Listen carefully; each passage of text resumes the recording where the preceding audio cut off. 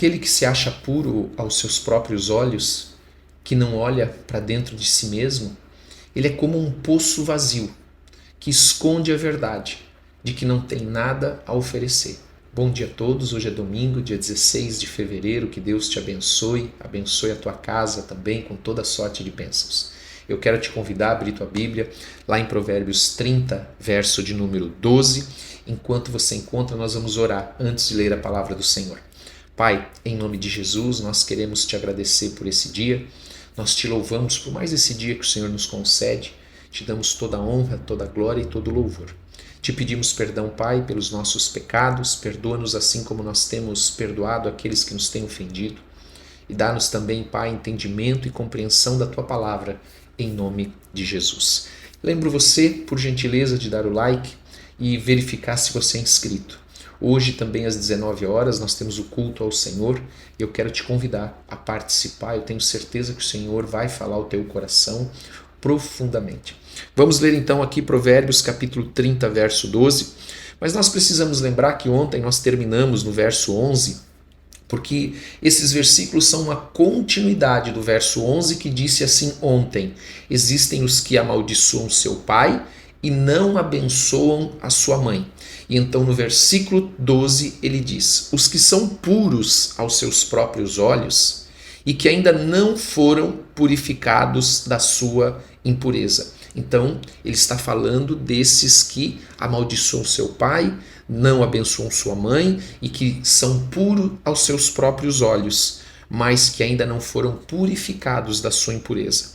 Aqui ele está falando daqueles que aos seus olhos julgam a si mesmo como moralmente bons, puros, porque essa pureza de que ele está falando aqui é por se acharem ou se verem como puros.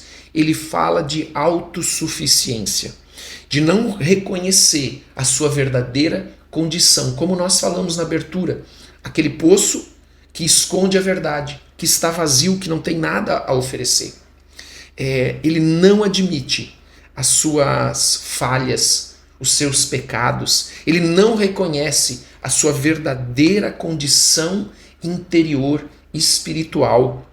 Isaías 64, verso 6, um profeta do Antigo Testamento, ele diz que as nossas justiças são como trapos imundos. Então, ele não admite, e se ele não admite que ele precisa ser puro, ele não admite que ele precisa de Deus, que ele não é autossuficiente, então, amados, ele não pode se arrepender. Quando alguém não admite a sua impureza, os seus pecados, ele não tem como se arrepender. É disso que esse texto fala. Então aqui nós temos um alerta contra o orgulho, aonde nós devemos reconhecer. Isso é para todo homem, para toda mulher, que deve reconhecer a necessidade contínua que nós temos de transformação. E para isso, nós precisamos da graça de Deus. Reconhecer que somos dependentes e precisamos da graça de Deus. Verso 30, ou melhor, verso 13 do capítulo 30. A outra característica, os que têm olhos altivos e olhar desdenhoso, né? Altivos também,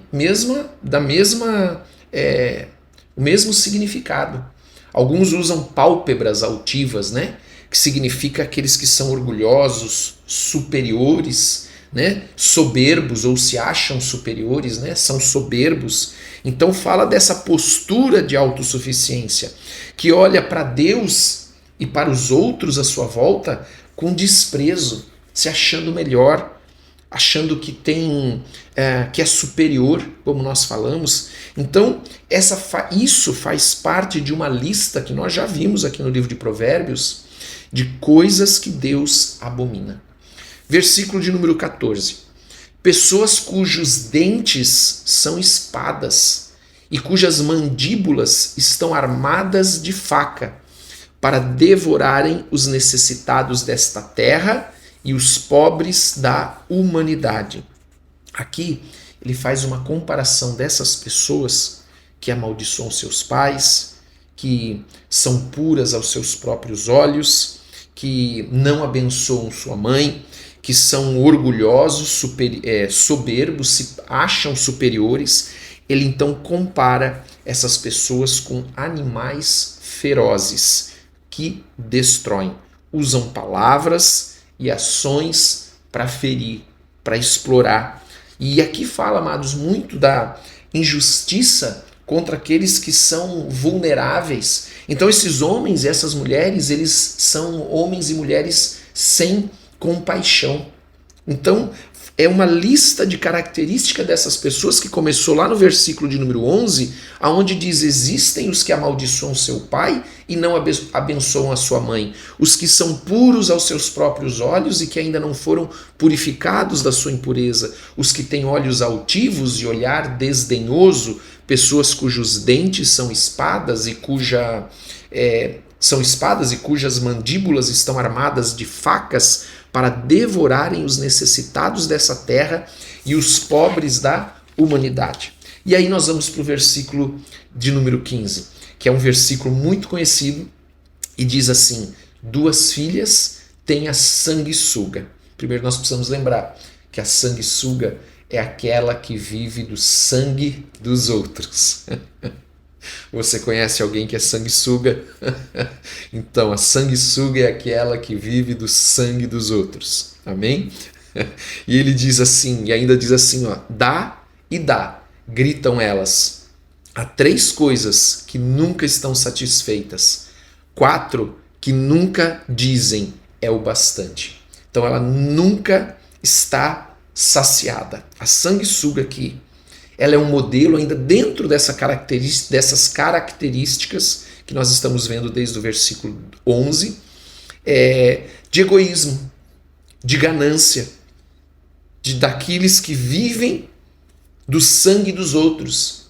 Algumas versões dizem que ela tem 2 filhas, dá e dá, que representa a insaciabilidade.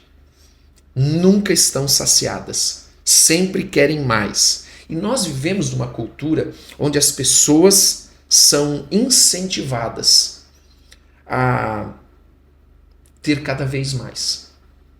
Uma cultura baseada no ter mais, no acumular. Então as pessoas começam a assumir essa característica de que nunca tá bom, que eu sempre preciso de mais, e mais, e mais. Entra nisso também aquela atitude, aquele espírito, se você preferir, de usura. Né? Essa é a sanguessuga. Vive do sangue dos outros. Versículo de número 16. E ele continua.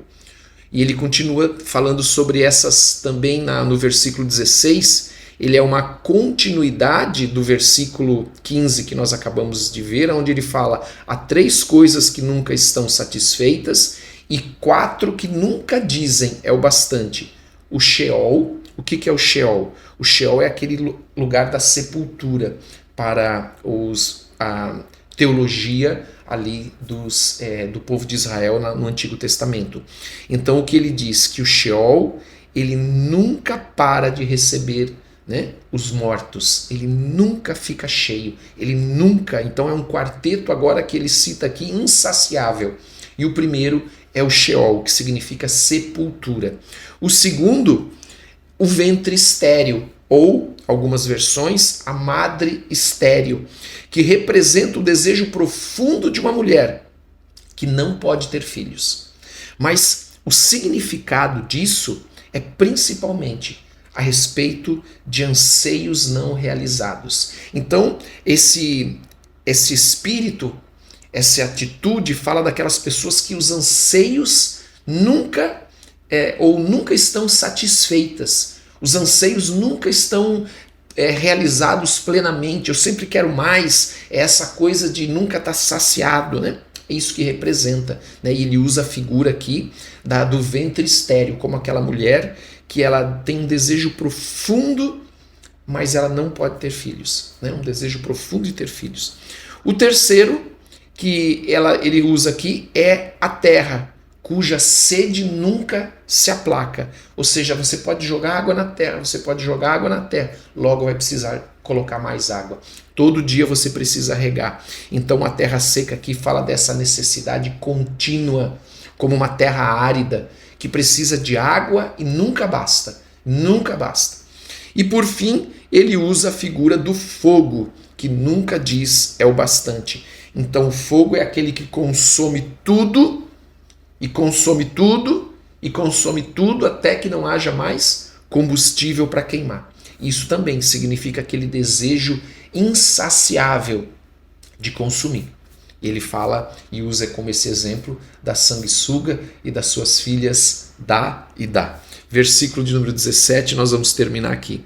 Os olhos de quem zomba do pai e, zombando, nega obediência à mãe, serão arrancados pelos corvos do vale e serão devorados pelos filhotes do abutre.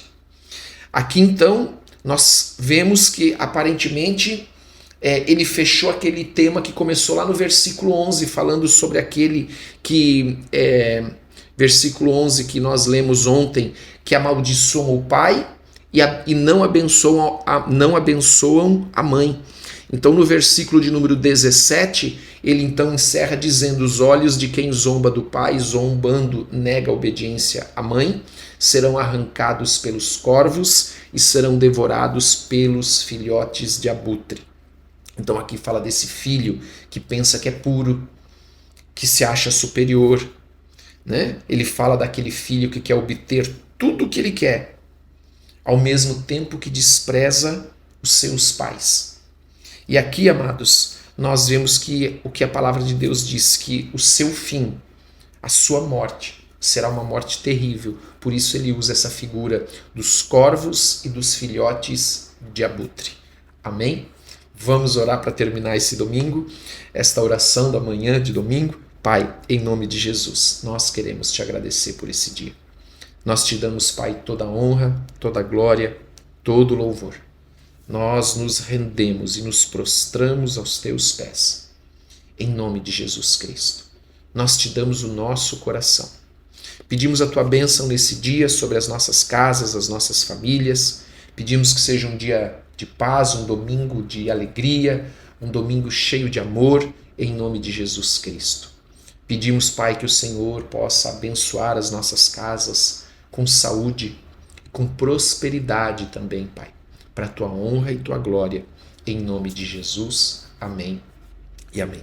Não esqueça de dar like, veja se você é inscrito, e também eu peço para você colocar nos comentários o teu pedido de oração.